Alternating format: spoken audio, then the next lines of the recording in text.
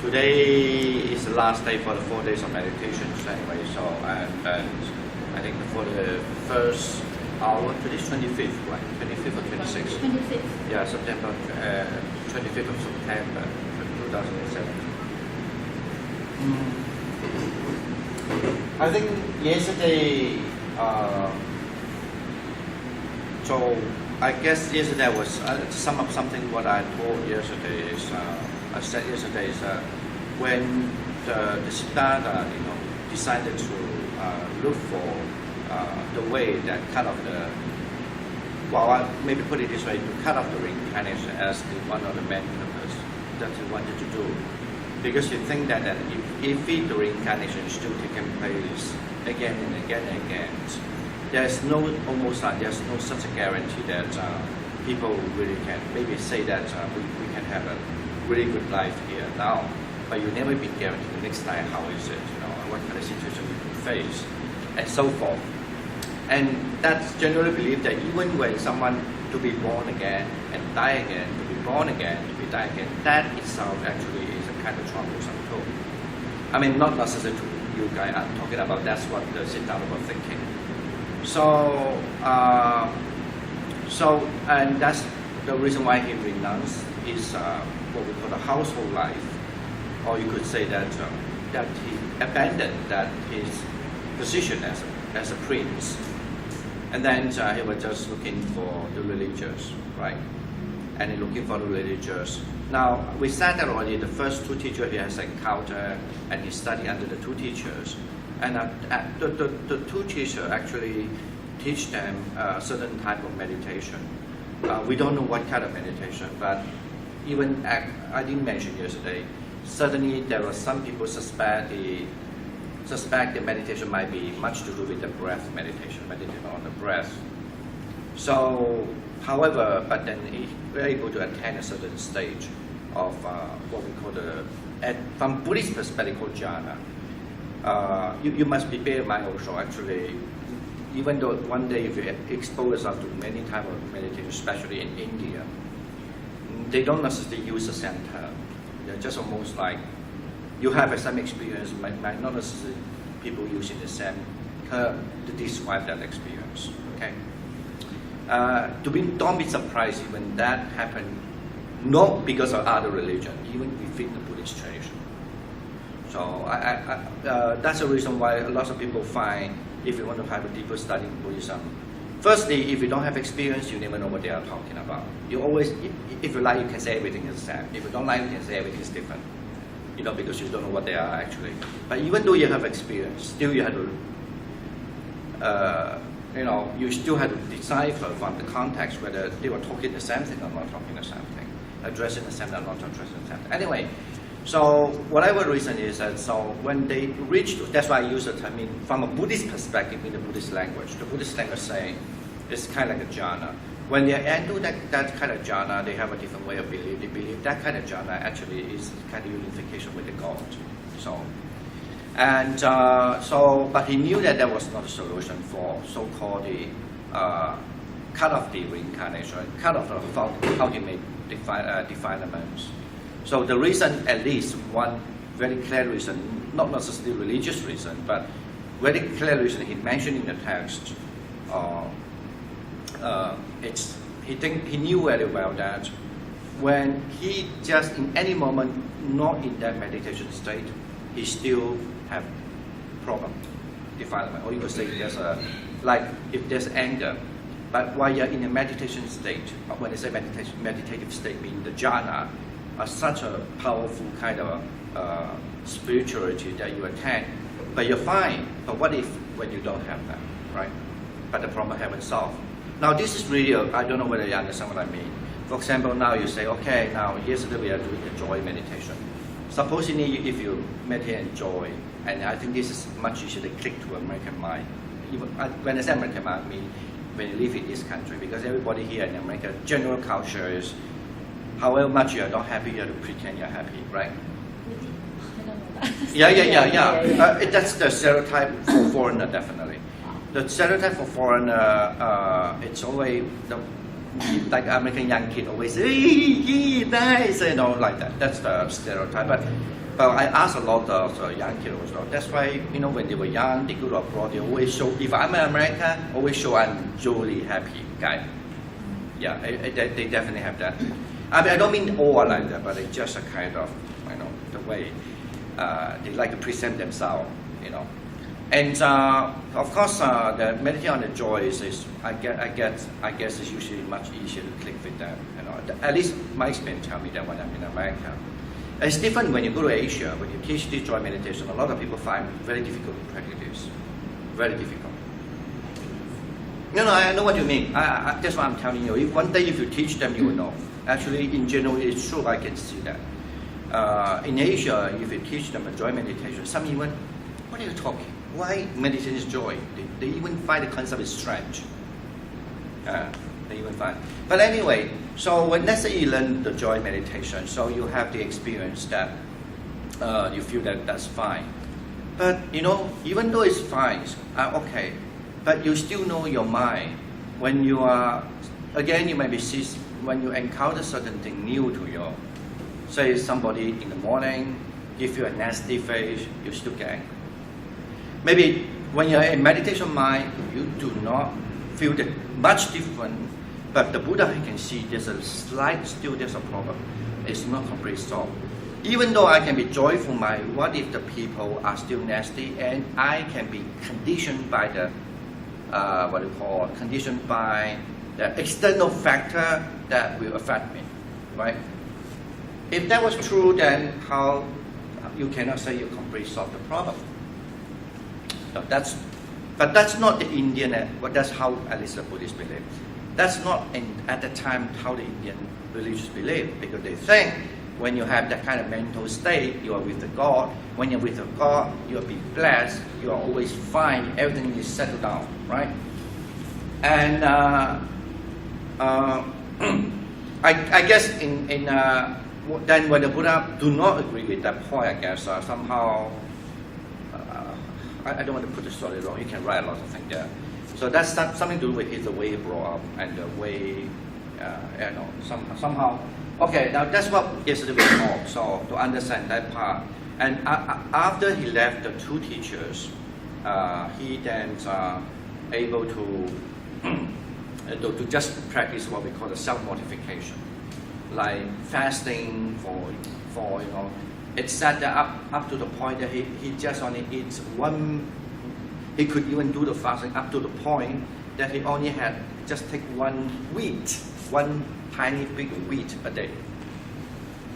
Or you could just understand like one tiny bit of the rice a day. So it's not fasting like 1 day, 2 days, but he fasting for a year or like a few years like that. So. And I also mentioned, actually you could read his description.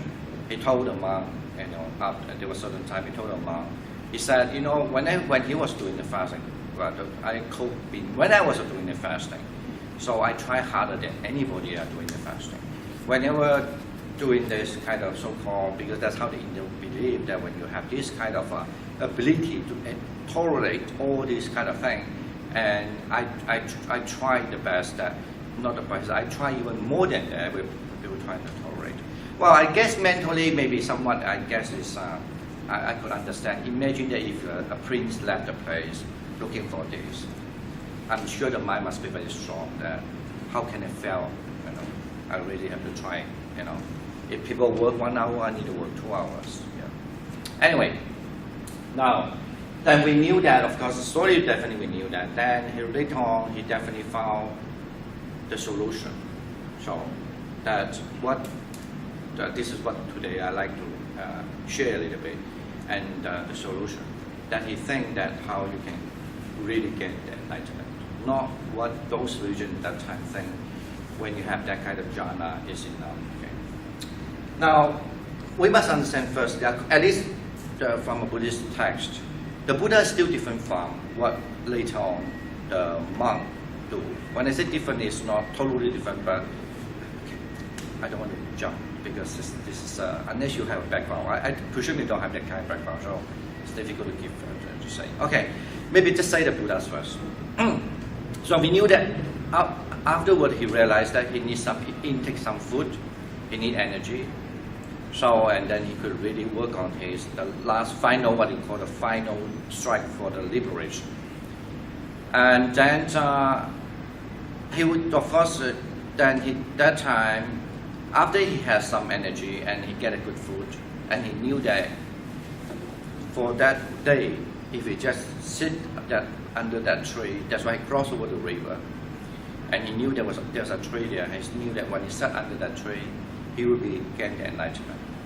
So he knew very well. He just needed time to finish all sort of thing. So he said that. So I think it's about actually that's early morning. So I think that was overnight. It's like a midnight. I think it's maybe 1 or 2 o'clock. I guess maybe 1 o'clock. I guess. So he then somehow when he sat there, then somehow he attend enlightenment. So the 3 things that he first attend, okay. The first thing, he attend what we call, generally we say that as a divine eyes.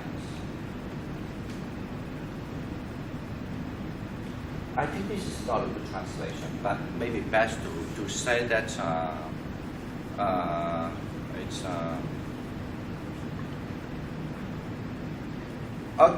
okay, I'm not here to say translation now.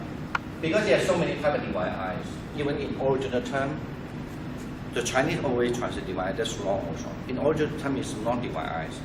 The term mean, he actually mean he's able to see himself, his past life basically. Okay, it's said that he been able to see his past life for 1 past life, 2 past life, 3 past life, 4 past life, 400,000. 10,000 past life. Now we must. I mean, of course, nowadays we always say the Buddha have much powerful, but at least now we're just based on the sources.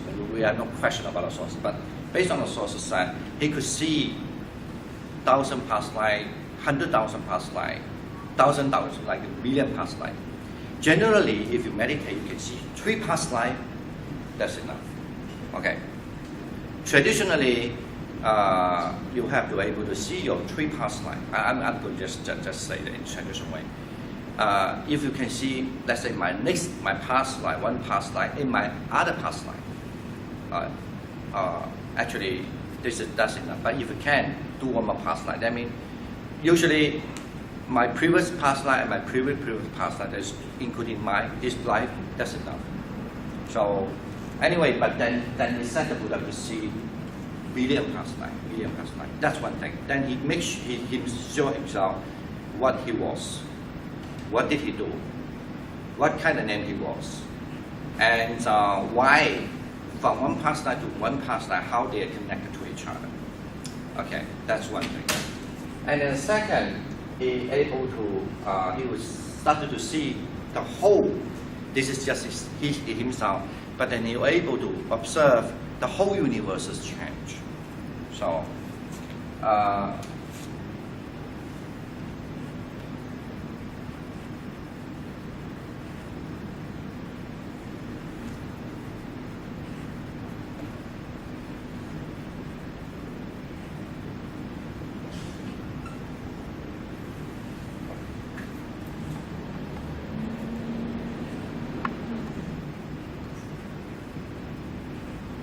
now, this kind of scene that arising and ceasing of the whole universe. For example, he said, in the past, that everything changed. For example, now what you see, there's a mountain here. In the long past, actually, this place have no mountain. And there are certain places, there were now no mountain. Actually, in the long past, there were mountain like that. So that means you could see. If you be nowadays, of course, we believe the Earth here happened. How many billion years, at least. So, and he can look back how the universe was. This Earth was evolved. Not only that, actually, he said, then he also start to see how the Earth evolved, and how the similar kind of a life disappear, and then appear in other universe, something like that. So he suddenly just been able to transform himself to observe this universe changing. I mean, not only the earth, but the universe changing. That's what we call the ceasing and the rising knowledge. Now, and of course, this is just the material side, like the earth, the living planets, and so forth. But also being, dying, appearing, dying, appearing. Okay, that's the third knowledge. But the third knowledge is the crucial one. So the knowledge, what we call the knowledge of, I think the knowledge, we translate the knowledge, but actually the word is knowledge.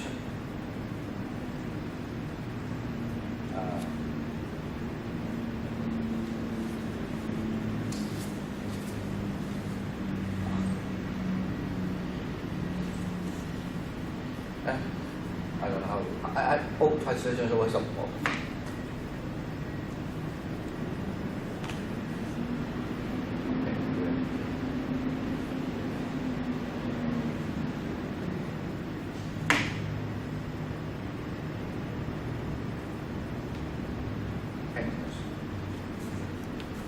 I think I don't need to put too much time to explain that, but I want to say is that just imagine first. I always say that this is just imagine. If this is true, that you can able to see your past life clearly in the meditative state. You know, just like you may be asked, you may have a question. How can you just one day see some billion past life? That's an interesting part. That time is beyond the time and space concept. Just like I always tell people, just like a kid maybe asks a question, how can you look at the whole, the whole thing? A little kid just start to learn reading, right? And he knew, read a word, it takes maybe, let's say, read one page takes 1 minute, that's it. And how can you explain that? Of course, after you read the book for a billion times, how can you explain that? I know everything there for a little kid. How can you explain that? Can you understand what I'm saying? No? You don't understand what I'm saying? Huh? If you want to finish a book, this thing, 300 pages, it takes how long for you? It depends on how I'm familiar with this book. That's true. But I mean, just say that you are a kid. You just start to learn English. It's impossible. How long it takes you? Just say that, presume it maybe take 1 day for you. Yeah. You work very hard, right? But when you read that second time, it takes how long for you? At least half of the time. Yeah, it could save a lot of time. Yes. But if you read that for 1,000 times, then maybe that was 10 seconds. yeah. Very fast. But you know, in the concept of the time and space, how can you explain that? Okay, explain that.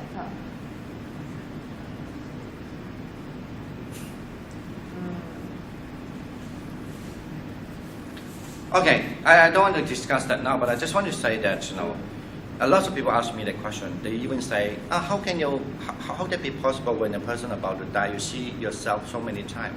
Maybe it just happen in a few seconds. Right. Maybe actually, if you have experience on the verge of dying, you might know somehow feel that different. To you, that person is about to die just like a few seconds. But let's say that person alive, and then he knew very well what's happening, right? And when it starts, somebody observed in the front, like us, like observed, like as an observer. But they say, no, I suddenly don't know why I remember everything what I did, when I was like a little kid, this and that and so on. But it just, I think it's just only 1 minute. How can you remember that so much life? But you look at you maybe live of 60 years old, but how can you remember the main thing is 60 years old? How do you explain that? Yes, you already been through it. Yeah, I think Dr. said it's because you already been through it. It's your own. Yeah, but that is, if you want to, That's why it's the problem is we understand everything always in terms of the time and the space. But it's not about the time and space. Yeah, you cannot explain that if it really what we understand the time and space, right? Now, this is I'm not going to discuss. Certainly in Buddhism later on, this is one of the subjects. As philosophy subject, it's not practical, but for practice we are not discuss that. But that's what I wanted to. What I want to say is that basically it's belief he could see that kind of part of the life, and then he also see the world evolving and changing, including the now what he lives now. You thought this is a place, it's like that. I'm saying that, but we're saying in the past. My understanding actually, according to Buddhist understanding, the earth here at least they will pass 7 big civilization. 8. This was supposed to be the 8th civilization. There were 7 sevens then completely gone, completely like zero become. This is a Buddhist understanding of the earth. So anyway, and also not because just seeing the earth and the earth also gone and then appear similar life in other places also. Like that, you could also observe that. It's almost like we are reading some science fiction. As well as he also could observe the people. I mean, when I say people, I mean the living being, not only the people, living thing that evolve that way, and then die and evolve and die like that. Imagine if you have that kind of vision comes to you, how do you feel? I'd like to hear from you. How do you feel? Oh, wonderful! So good. Do you feel that? How do you feel? If you have that kind of really the vision comes to you. Pretty scary. His answer is scary. And any other? Compassion, more compassion. And wow, she's had more compassion. Would it be kind of Is overwhelming? impermanence, huh? Would it be kind of overwhelming? Because You mean the overwhelming, because yeah. many information is compressed in a short time. So, It might be, yeah. But I guess definitely that doesn't. Even certainly the compassion would not help the third one. Impermanent, more yes, but a little helping, but not directly. And you would say scary definitely is not helping that. Yeah, yes. You feel sad. You feel sad. I think it would induce some sadness, awareness of its utility. Yeah, that is one part of it. And anything else, I am waiting for one other word. At least this is my understanding.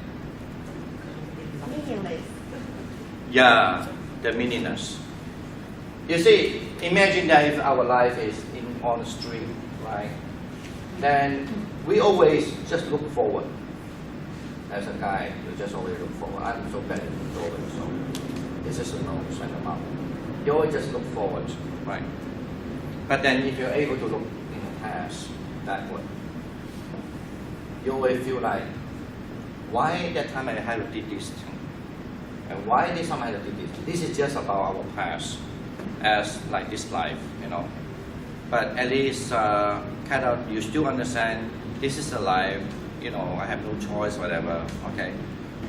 Because blah, blah, blah, especially if you did something bad, and did something good, you also find you could make a decision. Let's say you are in A here, you can make a decision to be this way. Actually, you want to make a decision that way, but you didn't do it, so it becomes this way. Okay, fine. Now, what if you can look at back in another life? So, and let's say your other life, this life he was a prince, and his past life say that he was a god. Okay. One kind of God. Everybody thinks God is wonderful, but then still have the same problem there too. Even they have a very good life, but the suffering of same thing. For example, sometimes feel not satisfied with everything they have. They feel people don't obey with them, right? Don't listen to them all the time. Let's say that some people here we fight, but maybe they don't fight that much. But at least they still, why I have to listen to you? I have my life, right? That definitely, because people have, even whoever, how high their mentality, they still have a disagreement. Maybe even they are very nice to each other, they don't hurt each other verbally or whatever. Still, when you're in that kind of wonderful stage, you don't feel satisfied too, right? Have you ever faced this problem in your life here? This, at least I can feel that, you know. Like, we're back to like what we learn meditation.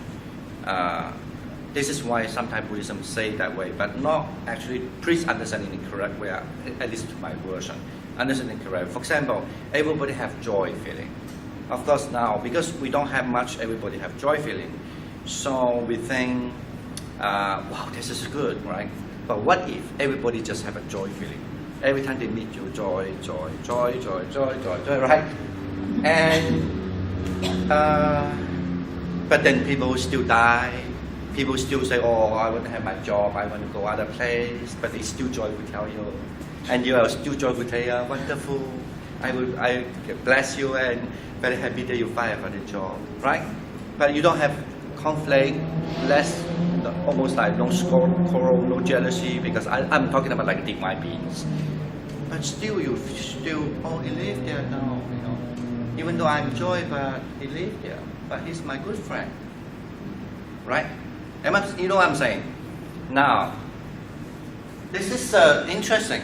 So that you kind of like you become a own testimony to see and being that, okay, what about some people say, I want to be a cat. The cat is very nice and people love me. Okay, and let's say, of course the story is that he was a cat, he was a monkey, he was a tiger, he was whatever, you know, and he was this and that. I don't know whether you believe or not, but I guess the main point what I want to say is that when he mentioned this kind of thing, it's very clear he wants to show that there's a time when you can look back and look back and look back. And also he was a king also, actually, even one of the time, not in this culture, this civilization. There was one civilization he was a king also. Not once, but there were a few times, but once he was a king also. And okay, he ruled the country so well and so forth, and he died also. And then the kingdom, after some time, started to decline, and you know some. Now, then he started to see somehow like what is the meaning of so-called the life. I don't mean I'm here to say the life is not only here now, it's life, but the whole living. What is the meaning? And don't forget. Before we said he had practiced his self-modification, particularly very emphasis on the concept of you cannot enjoy so much of your life. If you enjoy so much of your life, you will still have a very subtle way of clinging on what is the happiness. Okay. Now, because I guess that concept, that kind of training as a self-modification, even though it's completely wrong in an extreme way, but it helped him to look at the other side of it, that actually is a suffering. Now, it doesn't sound very promising, a very wonderful story to most other people if you don't understand the teaching well.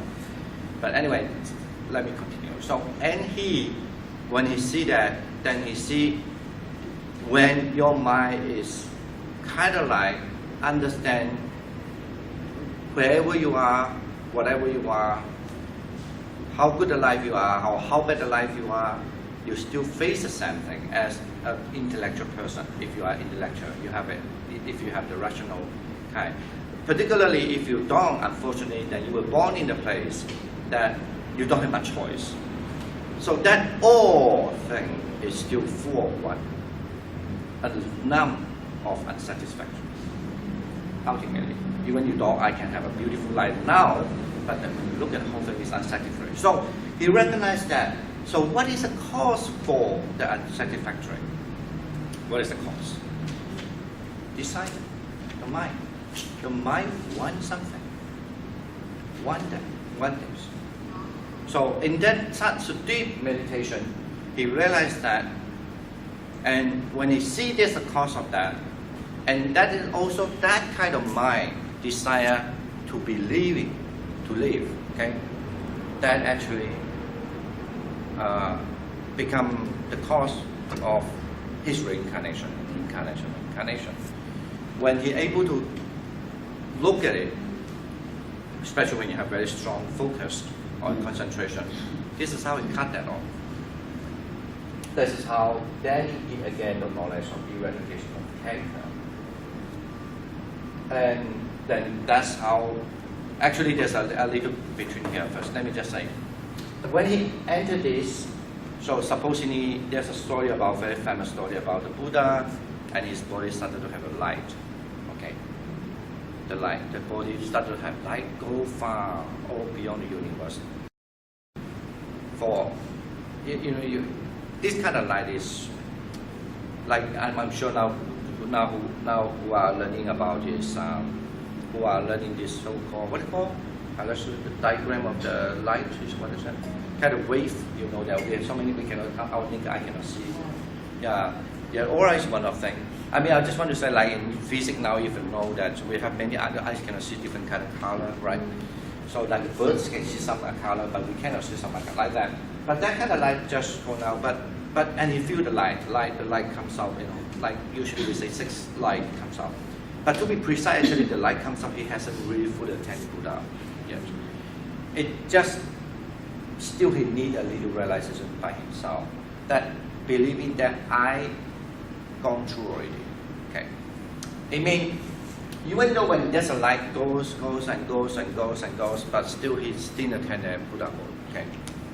Alright, let me just say, then of course in the Buddha story, don't worry, okay, when you attain enlightenment, do not think that it will come to you because you are not Buddha. No such a thing will come to challenge you. And story it say that of course at the time, then the demon, that's what you translate Mara. But I told you last time, in Buddhist concept, the demon is not come from hell, actually from heaven. Okay, they are heavenly being, just only jealous kind of heavenly being. And then because of light comes, and they knew someone become a Buddha now because it's the one that out of the whole law, universal law, and they know there's such a thing, but nobody want it because they just want power, right? And what they want is that they want to challenge these people and let him not to become a Buddha. Because someone is completely out of his control one day. So that's why he just cut it off. He completely, he just came down to challenge the Buddha. That's a story, okay? So challenge the Buddha is very easy. First, see whether he can facing the temptation. So of course, just saying that he sent his 3 daughters. I'm sure you remember the story. The one daughter represents the lust, one daughter represents the anger, one daughter represents the ignorance, right? We can't do that. And the Buddha didn't move his mind. So, and this is depends how you really read the story. And after that, it doesn't work. So the second thing, you have to challenge the Buddha by fear, let the Buddha fear. So, and he summoned all the armies. The Buddha is alone sitting under the tree, above the tree, and then he can summon 10,000 armies right here. Imagine if you are sitting here, you think you are about to get enlightened, and then now the army is come to you, they want to kill you. You fear not. So that's that you could. And some people of course like to say that there's complete mental. I'm not here to discuss that yet. Okay. So then basically the so-called Mara said, so ask him to whatever you're doing here, as you think that you could get enlightened, is futile, so it doesn't work. So what he would do, then ask the Buddha to give up. Buddha don't want to give up. He still think that he's there, he just need even a little more. I told you already, actually, to be precise, he had the light already. But even that is not completely attainable. Just still need a little thing. Of course, when it comes to that point, he could face all the temptation. One is the temptation of chasing, and the second is that he could actually really not fear now. So, but it could be because of new objects come up. Now this is not just one people want to kill you, but 10,000 armies there. It's such a big, kind of summon. All right, and what happened? He was, of course, he doesn't fear. Of course, the story said in a very different, very nice way. So he used compassion to cope over his fear.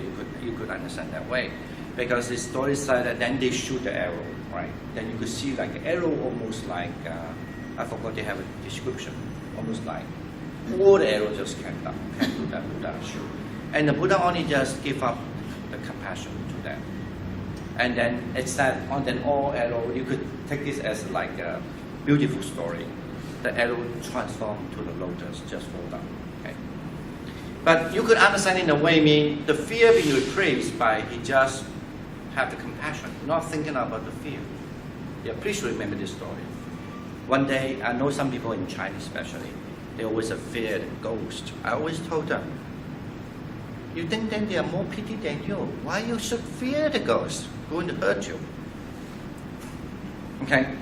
Then if you have learned the compassion and loving kindness, meditation and so forth, just have compassion towards them.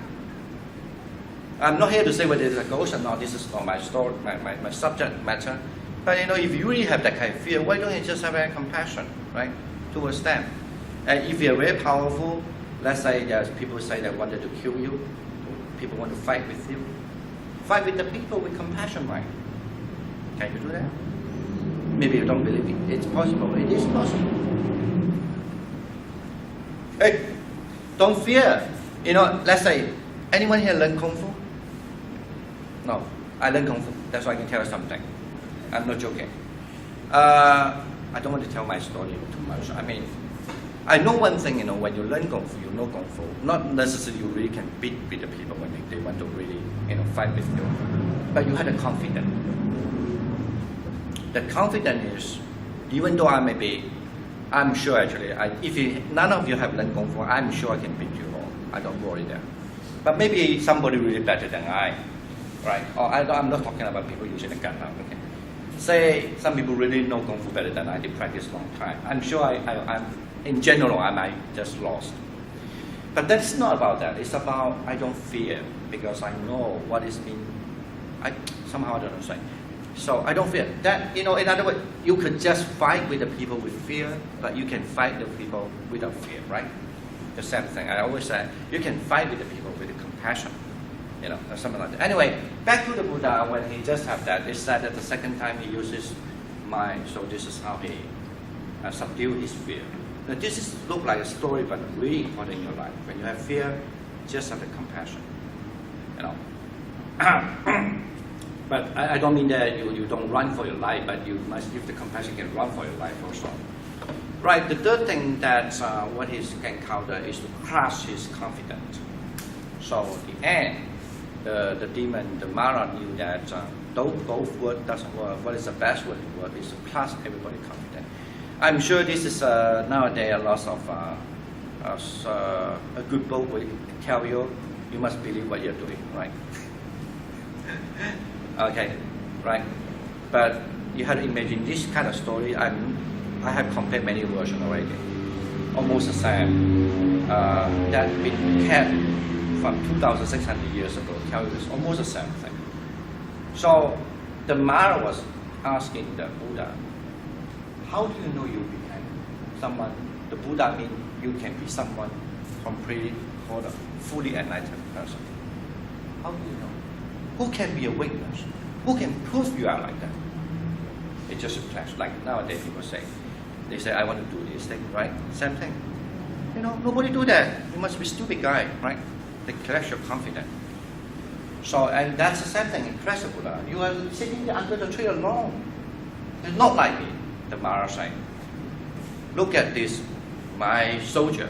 They can prove I'm the king. I'm the most powerful. And then the soldier, yes, he's the king. He's the powerful. And the story said really nicely, I guess. And they all bang their weapon on the ground. What kind of sound? Boom, boom, boom. Now, even if you see movie, you say this kind of thing. But if you have ever really been in the kind of war, you somehow know the feeling. It's really, you can crash the, you know, that's the reason why in old days you need the drum and everything to show we are powerful. That it crashed that confidence that you could really fight.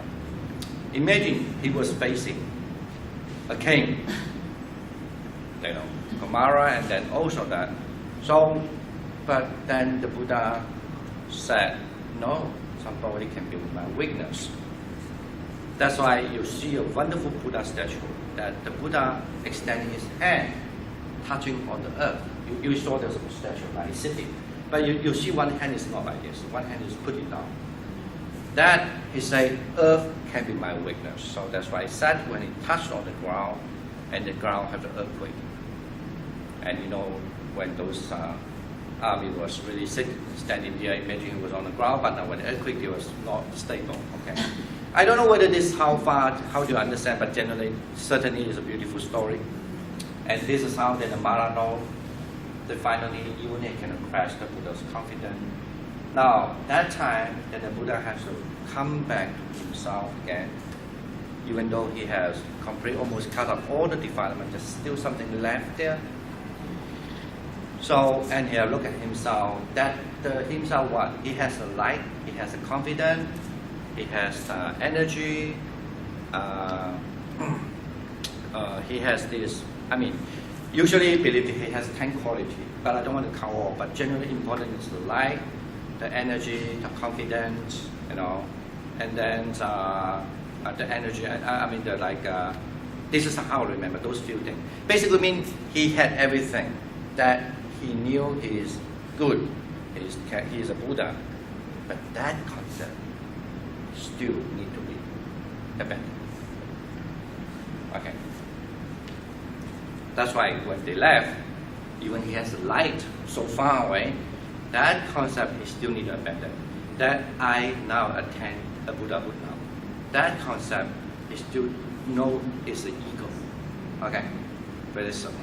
So when he saw that as an ego, of course he's a Buddha, is different from other now, then it completely cut off the defilements. This is how it become a Buddha. Right now, it's a beautiful story. Then the Buddha knew already that he attained the Buddhahood, not attached to anything, not because he have attachment that he's Buddha like that. Then he spent his time to think how he become someone called an enlightened being. How? That's why he spent 7 days sit there just to think. The whole process is not true. And then he spent 7 days doing the walking meditation to know what this other posture does for him. And he also spent 7 days just standing, kind of like when necessary, mean most of the time not moving, and you know, to understand the whole thing. You know, lots of people may be finished, done, you know, but he's not. He still had to think, how can he transform himself, become that person, you know? And that's a good time to think about it. So he has all this power. Then, of course, and he spent 47 days to contemplate the whole thing, what the process going on with him. Then he knew he need to go to tell people that actually they can like him, that can be attained the enlightenment. Now, I know I spent a lot of time. This is not my original. I think I said the story sometime in the past, but when we say this, we need to remember the Buddha first. Right? Now, then we back to the teachings.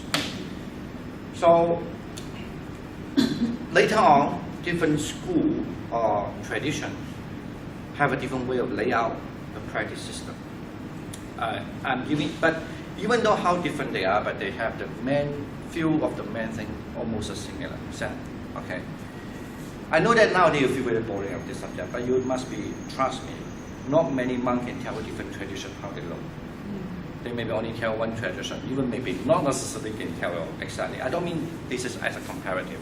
I just want to say, but actually, whatever they say, but generally, then it's certainly, I mean, it doesn't mean that you all the time have to go with the order, but in general, okay, because this is it's like a teaching. When you say something, you need to say it in order first. I don't mean that you definitely have to do that in order in such a strict way.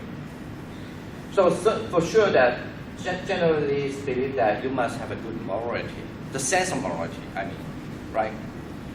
If people don't say, so what, you know, I like to be enjoyed this way, I like to scold people sometimes.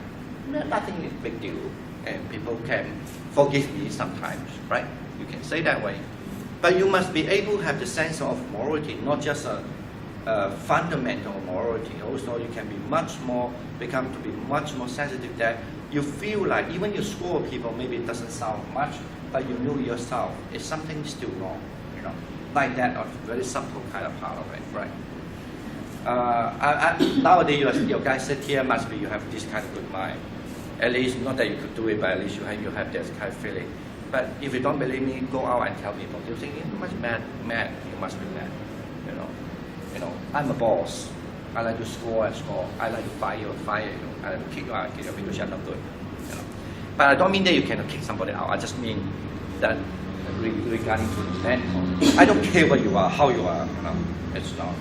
I just care the business has to be good. I just care I can be successful. Right? The people can aware that kind of subtle part is not many. And also, by the way, I don't hope that after listening to that you become really timid, all right? Oh, I'm like that, I'm like that. That's another story. We just want to say what happened. Okay, you're supposed to, especially when you grow up. At least I knew that when I was younger. Someday you tell me this, I don't care. Like for example, I speak a lot. I speak very quick, very fast, and sometimes I'm too honest. I believe I'm honest. When the people ask me, do you like my drawing? No, I think it's not nice. Actually, it's true, I don't think it's not nice, but I really tell, no, it's not nice. But you get angry. And I don't understand why you get angry. And people also tell me, because when I was in Sri Lanka, I used to help, because I was one of the earliest young monk to go there, and I knew some of the local language, so that's why. Not like now you can check on internet, everything you need your friend, right? Otherwise you don't know where to study, where to go, where to what. Now you are so nice. Yeah, always the best restaurant, best one. In those days, even book it doesn't have that much. Okay, 20 years ago, right? Anyway, I want to say this thing. This is me because I don't like to waste time. Some people, if they meet me, they ask me questions. I first ask them, just tell me 1, 2, 3 what you need. I don't want to spend time to talk. I think this is wasting my time. That was me. I'm not wrong. Did I do wrong? But sometimes I'm rude also. I say, why you want to waste my time? You know, if you next time come here, please write on the paper what you ask. That's my respect. Of course, some people feel hurt. But when you are more when you're not just young, not single, but when you always stay with other people, then you start to kneel. Even though I'm like that, I always think I'm okay. But actually, sometimes some people also treat me maybe similar way. I think, oh, today I feel nice. I want to cook a noodle for a person. The person say, I'm not hungry. Put that away. I also feel hurt. Oh, I cooked that for you. You know. So anyway, I just want to say that's like simple. Then you could feel that subtleness there. So this is what we call, firstly, you must have that kind of sense of morality, not just simply say, okay, I don't hurt you, you know. But there's subtleness, that's what they say. That kind of sense of morality, if it's there, then you become sensitive. That's actually the main reason why you need to practice meditation, because you start to become, otherwise I think a very rough person doesn't like meditation. Oh, sleepy. No, you must have that strong sense of, some kind of very subtle sense of morality. That's the first thing. And then when those people have that, they can see the difference between when they have this sort of mentality and or when they have other kind of mentality, how different that could be. Impact to himself and the other, you know, that person itself or the other. All right, that's the first one. The second one, then he also understands very well that we must have this focus, because he start to recognize when our mind cannot be focused, lots of things always easily go wrong, even though you know you must have the good sense of morality, right? But still it can go wrong. And the focus has required a lot. Actually, it's not easy, let me tell you. When your mind just not focused just a little bit, it becomes, in a subtle way, it can go wrong. Not because how you react with the people, but even yourself, right? Am I right? Let's say if my mind is so focused now, maybe you'll just say, you're wasting my time. If my mind is not focused, I would say, oh, that person is so bad. I'm trying my best to help you. Why you want to say that, right? But if I have a focus, you tell me that, you're wasting my time. I know. I would say, oh, actually, he thinks I'm wasting his time. You have a very subtle, different react. Right? You almost like then you have more time to digest. No, I must say digest wrong word. Kind of like you have more time to settle that, to respond that thing. looks like the focus is, but actually when you have focused mind, you almost like you had more time to deal with the thing, right? You can make a decision saying, telling the person, man, why don't you say that? I try to help you. Or maybe you make a decision say, I don't want to speak, fine, because it might be not happy, whatever, right? Then when you're not focused, you just react like usually we have a word to say, like a snake, of course. Like you thought people are attacking you, so that's why you attack the person first. You attack first, right? And you say, why you want to say that? I was teaching, but why you want to say that? I was wasting your time, right? Like this. So that's the second thing about the focus. Of course, the focus is the same thing.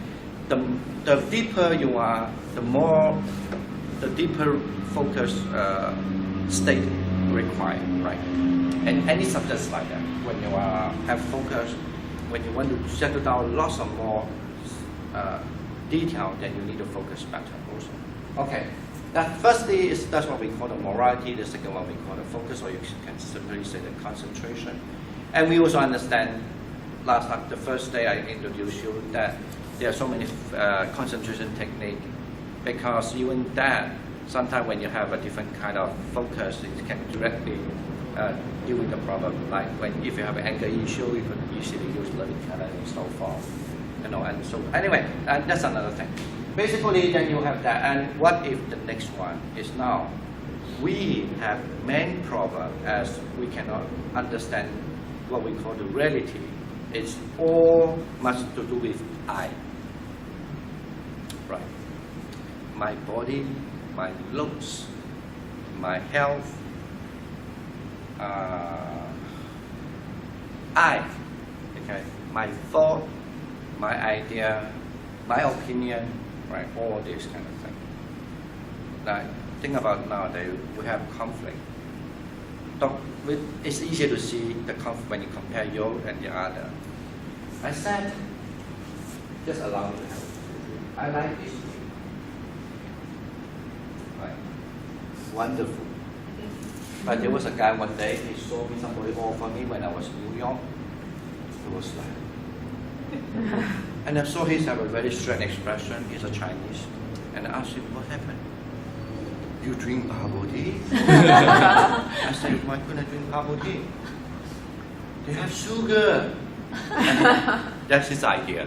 He thinks monks do not take anything sugar. And he's I don't want to say where, but one of the famous university, he's the chairman of that society also. So he has some buddy with him. He's like a chairman, right? Follow him. And he saw I'm a teacher meditation. He came to join our meditation. I don't think he liked my meditation. I was teaching the same. I don't think he liked. He didn't learn anything because he was looking at me. This is strange monk. First he drink sugar. That's his opinion. And then I said, but yeah, why I drink bubble tea have sugar is fine. He said, 有奶呢.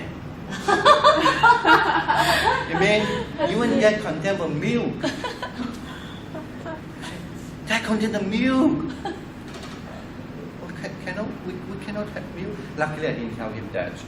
You don't have to be vegetarian. I guess it would be fat. I guess it would be fat. But anyway, that's his opinion, right? But you know what I mean by opinion? That's his word. Anything is not agree with his word, wrong. Especially when he think this guy, or that means the monk, has to be agree with my word, completely wrong. So how he feel? Disappointment, angry, right? This is I, mine.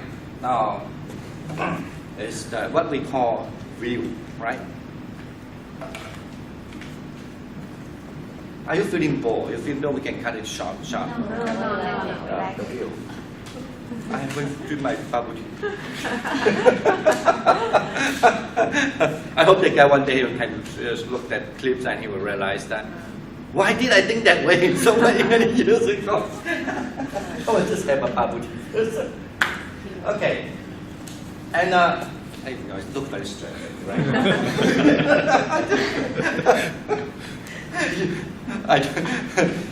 Okay. Then that view. So basically mean the view as my physical body, the view of my mental state, right?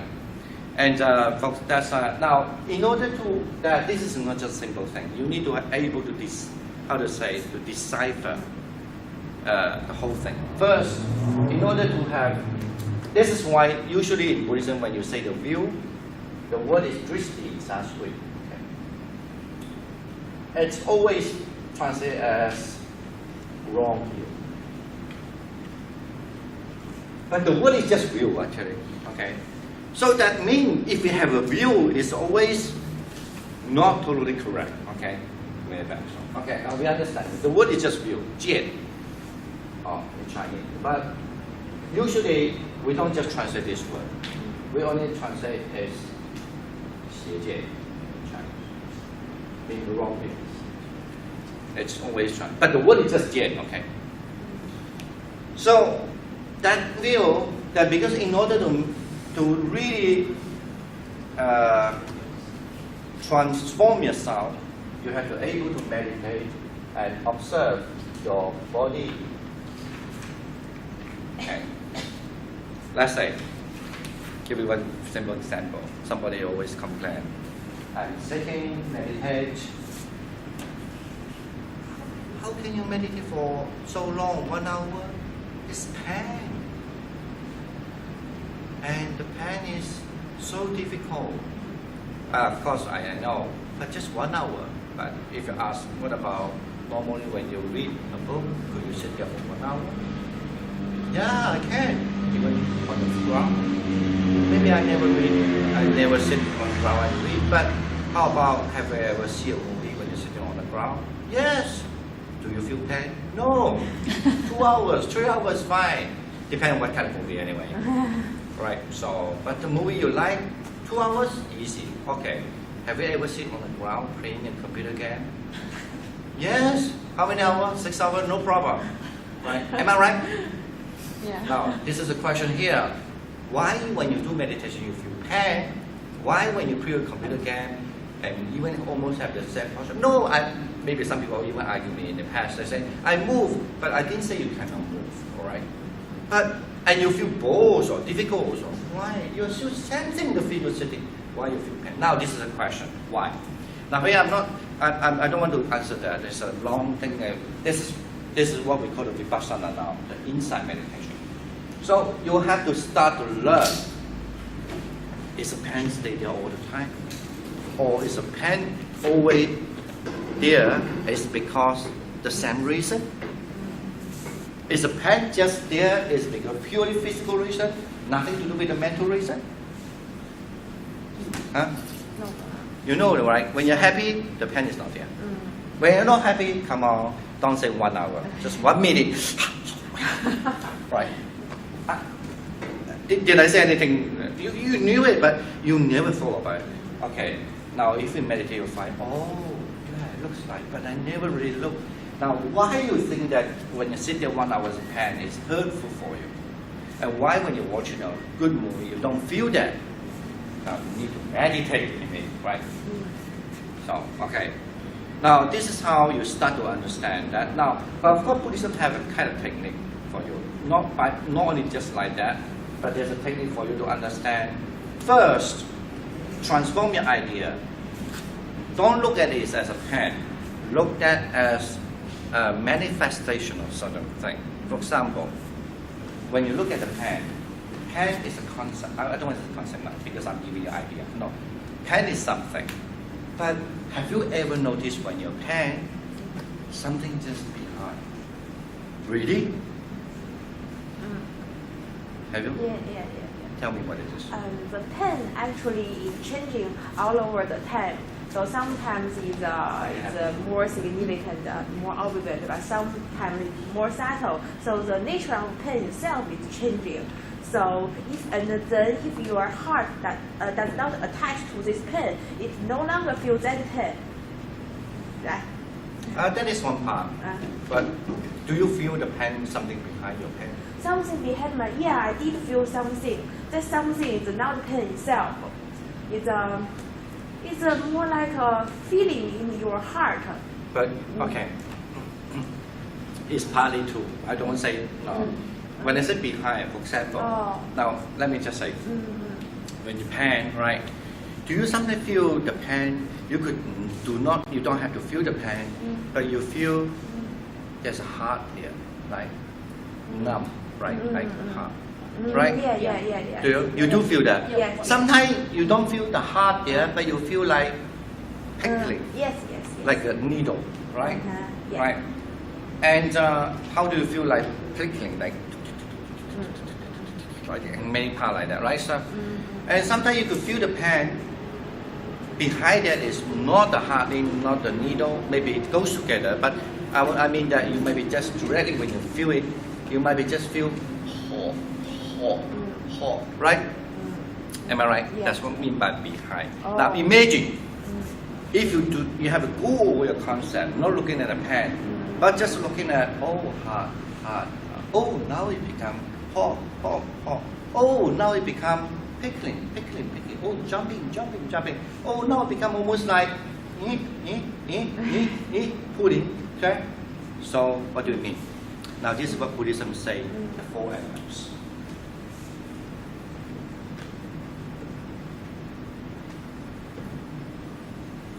Now, even in the pan part, the part that you thought you sit there and feel pan, but you could actually simply observe as the characteristic of the four elements. Like there's a hardness, softness, heaviness, lightness, right? Roughness, smoothness, and also as a wind element, that's the earth element. As a wind element, the characteristic of wind element, there's a moving. You moved it. But or as what we call the fire elements mean temperature, hot. If you can measure it, and cool down a little bit. There's different kind of temperatures going on. Or if it as a water element, you feel this. Like you have the water there, you stick something together, right?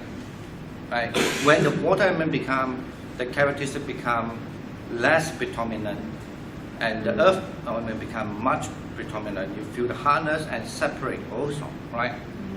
And so forth. I don't want to discuss too much because I don't have time to say so much because I have to say so many things. I just want to say this, just take this as an example. This is what we call the insight meditation. Then you do not look at the pan as a pan. You shouldn't believe. Don't let your view take you. Investigate with your focused mind. Investigate what it is that I always think disturb me as a pan. What it is. Now, imagine that if your mind are not just observing as a pan, but rather just hard. Oh, now a little not that hard now. But this part has become just a little part. Before I thought the whole part is hard, but now it's not just a little part. But then the other part has become soft. But technically in our language, mean you are observing the characteristic of the earth and so forth. Interesting is when you observe that, you don't have the concept of pan, but you only know that kind of characteristic exists there. Now, when you have this kind of understanding in meditation, you understand that your mind is settled out. No worry, nothing. Okay, but of course maybe you don't believe. You practice, you know. You don't. When your mind there, you don't. So the same thing for your mind, like you say. I have a feeling. Pan actually it's a concept actually to Buddhism. It's a concept. You know, nowadays we have many proof, like the many thing about you say this is called pan, but then when there's a kind of test after the fire. Actually, no, there's no such a thing. You know, but let's say if you believe that you anyway, I don't want to say that it's an experiment now. I say that you could actually not feeling the pain, but you could just feel I don't like it, or I like it, or there's no such a feeling there. That's what we call, right? You could just feel like let's say I got pain, but I just not thinking, because if you let this kind of view carry with you, you will start to worry. oh, maybe I'm not good, or maybe because they hurt my body and so on. But you don't. You just feel like, oh, actually I have unpleasant sensation now. But yeah, the unpleasant sensation still stay there. A long time. Just like you sit there, you observe somebody you don't like. Oh, I don't like these people. He's coming here, he's going there, he's coming there, he's going there. And then sometimes you also find, hey, this unpleasant sensation goes also. I can guarantee you it will never stay 24 hours, definitely. It goes over. So it becomes the pleasant sensation. But then why I think it's a pain? Now, you started to really know the relative in a different way, right? Now, that's a feeling. And the concept of pain, you start to question. Is this a concept of pain always stay with you? No, actually sometimes you think something else, but you didn't realize it too. Am I right? You feel like flat, for example. Like, say that my pain is because my butt on the ground, right? You feel flat, you feel something. But then you find actually my concept, even with regard to the part that I think is pain that disturb you, the concept changed too. Right? That's another thing, the concept. Let alone to say why the feeling and concept is changing, because you always being conditioned, you always have a process of thinking process going on. Like I say, the process is like, oh, why this moment I feel pain? Why the next moment I don't feel? Okay, let me make a simple easy story. Why this seat I feel pain? Why the other seat I don't feel pain? Why? At least in the rough way, you know. The other seat I don't feel pain because I have a good food, I talk to a nice friend. And this seat I feel pain because I have expectation, for example. Now those things, this is how. Anyway, this is how you start to understand there's a body and the mind. And these two things, now you start to question now, what I always have to feel, believing this is how I feel, how I think, which one, right? Okay. According to meditation, then, when you understand this, the two things, you also can see the mind sometimes affect the body, sometimes the body affect the mind. Okay. Sometimes your feeling affect the body. When you feel something different, your body react differently. When your body react differently, it affects your mind react differently. And sometimes it's very interesting. When you change your mind, the body react differently also. But when the body changes, again react your mind. Let's say, you maybe don't believe. Let's say walking meditation. You learn walking now. I'll give you one very simple thing. So I set the contact. You lift up, you put down. Can they be the same thing? Why? It's just one step. Why not? You see, when you lift up, when you step down, your feet, when your feet contact with the ground, right? You contact with the ground, you feel there's a firmness there, right? This lift and step show you it can. When the body change, your mind can change. When I lift, I feel, let's say, I feel not heavy. When I step down, I feel heavy. It changes your mind. And it changes the law. When I lift, it changes this way. When I step, it changes a different way. And the heavy, and then the mind, how my mind interpret this, it changes again. If I feel nice, it changed my next understanding of my feet, lift, and come. Anyway, I just want to say that. Okay, you say, now how you say about the mind can change your body? Yeah, look at that. If I lift, I say, actually my feet is still heavy. When I lift down, it's not that heavy because I can really relax and put down. So your mind change your body and you understand your body. No, it's just one step. Then another question comes to you. What you always believe, that when you live mean, how to say that, generally we believe that when you live mean light, when you step down mean heavy, not necessarily true also. Now, you start to grow. Makes your view become not doubt, but become, I'm saying, open or softer.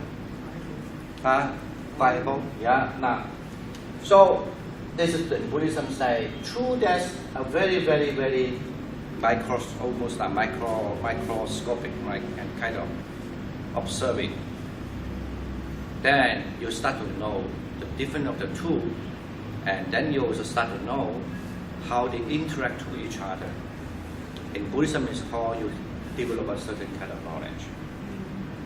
Okay, and then this is how you start to understand the concept of what means the mind, I, as with the physical body, and the concept of what mean by the feelings and so forth that relate to our mental part. So non-material, material part and non-material part, how they are, right? Then you start to look at your life and your so-called I different. Can you imagine that? Oh, I think, what time is it? I think it's maybe time's up. 11. Just say a few words. Supposing there are lots of things to talk, I really don't know aloud. So once you finish this, I have a quick picture. You also started to understand all things actually that interrelated to each other. Because when your consciousness arrives, say that I can just sit here, but let's say I can sit here, but actually my mind was not on my sitting, but my mind is on hearing. There's a fact, right? Because the condition is given differently. So that's why my reaction is different. If my condition, the awareness is not on my ear listening to the fan, rather than if my mind's attention on my sitting, the result is also different, right? So what if I don't hear this, or if I don't aware hearing, but I only aware my sense of hear, so something is gone. Okay, this is what the Buddhism understand, that what we call the cause and effect. What is the cause for that coming? Then what kind of result it comes by? However, when what is not there, and what kind of result will be not there? Okay, I give a very simple version on it. It's a long process because you have to base on these two things. You observe everything, actually they still have a cause and effect going on. So usually we say this as the dependent origination. They call yuan qi. So then this is the first part, you develop the purification. The second part, you develop the purification. If you're bored, tell me, okay, I will go quickly. So that's dependent origination. I'll just write here. And then the third purification, by this, by these two things, this is, you only see that things changing all the time, or what we call thing is always give you unsatisfied, because we always want good things stay, not good things go, but not necessarily like that. It goes its way. It goes its own way, right? You have to be realized that. So by observing reality, it goes its own way. So this is what we call the third purification start. When you start to see when it goes its own way, and this goes its own way, not just by seeing, it becomes a kind of understanding. This is why we say knowledge. Now, we don't use the view, drishti, in Buddhism. In order to say that you have an understanding, that's why we use the word jnana in Chinese words. But this is not wisdom yet, okay? You have this understanding, or you best to translate understanding, and that understanding, then you don't see much of body and mind as what I just mentioned.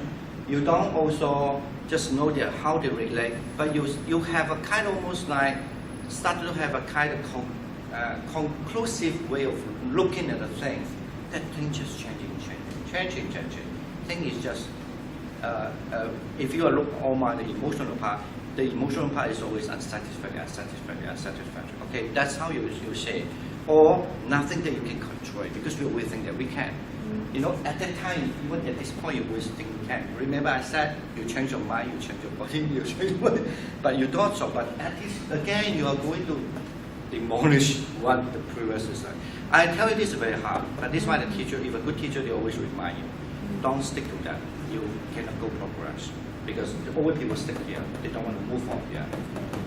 Here, you almost like again destroy the belief in this part. When you have a conclusive idea, later on, this conclusive idea of what everything just become impermanent and so forth, like no self and dukkha. When that become a conclusive idea, and this interesting, this idea will carry you to see.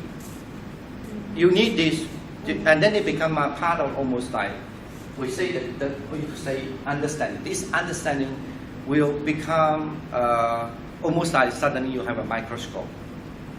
That's like a tool. That understanding will become a tool again to investigate whatever you just see here again, everything again, so that you see actually ultimately just there's only two reasons make us the problem. When you speak, it is very simple. Okay, of course when you practice, it's a long thing. There's two reasons. One reason is your tongue part, your greed, your clinging. Very subtle. Another reason, because you don't know what happened. That's what we call ignorance. Okay. Is that still you attend anything yet? No. Okay. Unfortunately, it looks like a very long story. In the third, the end of the third, okay, let's say there's a part 1 and part 2. At the end of the third, you start to understand that. What did I say just now? And then you start to know that. How will I say? Not only the problem is like this, not only just because it's permanent, not because there's no self and so forth, but there's another side of it. What kind of side? The side of, you see, thing can be ceased, not just thing can be arise. Okay. For example, I see there's a problem, but you don't see there's no problem.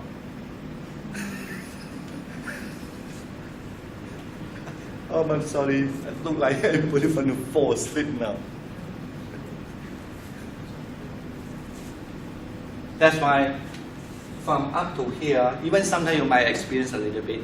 We are saying this as I say. I don't mean you don't cross over sometime, but we just, for the sake of easy explain, in the big picture, generally you are going this way when you practice insight meditation. That's how you go through. But here, even though you sometimes you see there's no problem there, but still your mind tend to see the problems there. Right? You don't see the no problem is there. Because your mind still like to see something arise, you don't see something just gone. Now, I just say, look like my hand. What do you tend to see? I tell you, when you meditate at certain stage, you don't see that way, you see differently. When you look at this pen, you only see my pen moving, right? You don't see my pen is disappear here. Oh. Okay? It's not easy to train that. Because our craving mind is so subtle that you only see it's moving, it's a rise here, but you don't see this is ceasing, this is ceasing, this is ceasing, you don't. Okay? So it kind of like you start again, changes view again, to see the thing, actually everything, what I observe over here is all arise, it's become like you say there's a pen, but the pen go, you don't see the pen, you only see the pen go. You see the harness, you don't see the harness. You only see the harness is not there. Okay? You get it now? How? I mean, there's a little trick there. That's why your teacher had to remind you how you look at the thing when you come. At first, don't think that, oh, I want to see the thing go. Actually, you still see the thing is there, called not there. Okay? That is, you mean you see arising, not seeing the ceasing. Do you know my language? But that time, when you come to a mature, that's why the meditation, if really good meditation teacher, he will tell you, don't look at that now. Check other part. So when that experience, understanding come to another, let's say, if there's a one kind of understanding, there's second kind of understanding. Actually, we have many terms. I don't want to put all these terms now. I just want to say what happened in general. So that understanding come to that, now you see the whole picture in a different way again. All right? You're still based on your body and mind. You don't go that way. Picture. So that time, you start to see, there's a Buddhism called, you see the suffering here, the truth for suffering. You see the truth for the cause of suffering. Now, but you see the cessation. Okay? Now, then when you see the cessation, slowly, you see different things. Then you start to know that's the path. Okay, 那就是道。Because you know there's a situation like that. Cessation means the disappearing part. Right. The disappearing part giving you that kind of impact. Then you start to know that you step on the path already. So because I just didn't hear you. yeah, but I sorry, heard yeah. you this time. Now when you have that, when you understand that is a path already, it doesn't mean you get enlightened yet. But that path, you started to able to see again back how the arising comes, what's happening, how they connect. When the cease comes, what is become disconnect. Okay. And you were refining your view, kind of like refining your view. When you refine your view again, we refine the view again. So I think I need to say the short version. It's a little complicated below. That's the reason why somebody, when they come to that state, they cannot attain the same. It's because everyone is different. From that, even though you have all this refining view, some people need to check on something. They have fundamentally they have that problem there. Because you still have the blind spot. You need to find what is your blind spot, right? And then when you can able to divert your mind, maybe say in a simple version, in that blind spot. So, and then work on that with the strong concentration, because you need really firm mind, right? To look at the blind spot, then it's believed this is how you transform, you become true, the first step. Okay.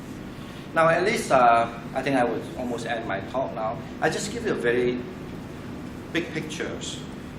When you say you do concentration, it's that, and when you do the vipassana, but please don't understand as a format. A lot of people still teach you in kind of format. I mean, this is my opinion. You must understand the whole process. You know, I mean, for me, like, oh, vipassana means I need to walk this. Well, no, it's not actually. But you need maybe just to, to train your mind, be okay. So the whole thing is, at least you have what Buddhism understand. We say that somebody can be a first fruit, 出果 or in Chinese, because in Buddhism we believe there are four kind of you could say four level enlightenment. Maybe put in the simple English. There's a first level enlightenment. When you enter that, then you will never same person again. And then you still refine your practice again, become a second level enlightenment. And the third level enlightenment, we say that usually we translate the third fruit. But we have a name for that, just in general we say third fruit. And then when you go to the fourth fruit, just Orohan Go. So when you go to the Arahant or the fourth fruit, you're complete cut of reincarnation. But if you are in the first enlightenment, the second enlightenment, third enlightenment, you still have to reincarnate. But I don't want to say that now. There are lots of different say. But just want to say, if we say that how you can attain like the Buddha, completely like Buddha, maybe your power is different from a Buddha. But for the enlightenment's sake, it's the same because, that you have to attain the fourth enlightenment. That's what we call our path. Okay. But I would just want to describe that. That's the first one. You understand why we call enlightenment, what kind of thing, what did they practice in general. So this is how they attain the first enlightenment. Then this is how they completely understand the teaching is right. That's really something called the Buddha, not because I have faith. Because if I can do that, well, of course, it must have to do that. And then this is why you automatically you establish the faith to the Buddha, mean the quality of the Buddha. The faith to the teachings, that means this kind of teachings, because you knew it there now. And the faith to the Sangha, mean the people who, either the lay person or monk or not lay, because they follow, they can attend that. Because you attend that first step already, the first enlightenment already. So for sure, if there's a first enlightenment, of course you know there's a second enlightenment and third. That's why that kind of faith, the Buddha, the Dhamma, the Sangha is established. And the fourth one, your morality.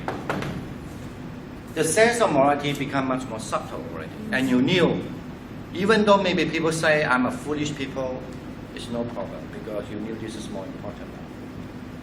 Right? I always joke, like even a monk, I can, because you are a monk, people just have a trust with you, right? You could tell many lies, even whatever, I don't know, right? But you knew that maybe now when I tell lie, you may be past life is my brother, or you feel very sense of close, right? Then you say, oh, this is my good master. Even past life we met together. So I just say that it's a lie. I don't mean this at all. But usually man should not say this kind to the lay people, even though you know it's true, but you don't. Because why you want to say that? You want to make you feel close? That's wrong. You must have the craving to make that, right? So that's what we know. Actually, I'm not criticizing anybody. I just give you one example. Even though I knew, let's say, I can see your past life. Actually, you were my brother. But I don't want to tell you.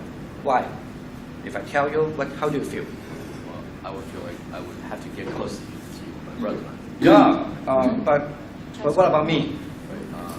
Well, I would like revere you and just think that you were great. Yeah, and me, it's because craving, right? I want you. I don't have to say it, but so what? Even the past brother, but maybe in the next moment you're my enemy too, right? Okay, I'm joking. Okay. But anyway, this is how it look through, maybe next time you're my. But of course, I must treat everybody the same, not because your past was my brother. Okay, anyway, I just want to say something like that. So, once you have that kind of quality, you don't. Even people knew that, I thought, let's say some other people have a power. You know he's your past brother? So, why would I have to tell that person like that? Because he knew very well there's more morality is there, that if you say that, actually, sometimes of course we still have craving. As a first sample, it doesn't mean you don't have craving, you still, but at least you understand the small morality, that kind of part. It's still not fully enlightened like in our society. So, but I mean, then he will take that morality, just a small part, as the very important thing, because that little change will change a lot of things. All right, let's say I just finished my talk now. Thank you for your attention. At least you have a simple picture of it. So you'll know why you practice Buddhism. Some people say, so difficult, but you should be happy. Better than you don't know what you're doing. Okay. Right. Okay, thank you for your attention. We'll take into our meditation. Our simple meditation of loving kindness and so on. 但我吸一点蛮有意思的。